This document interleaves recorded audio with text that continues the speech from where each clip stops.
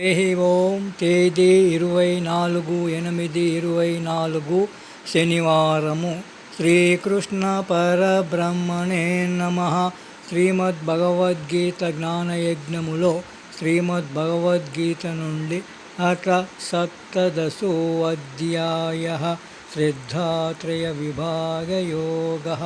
ఈ అధ్యాయము నుండి 28వ శ్లోకము మరియు చివరి శ్లోకము.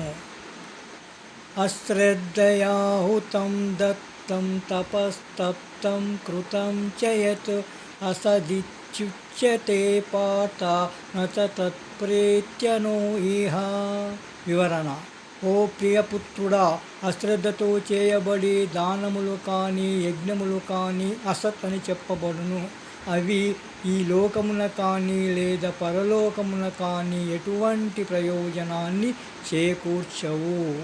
గోపాలకృష్ణ భగవానికి జై.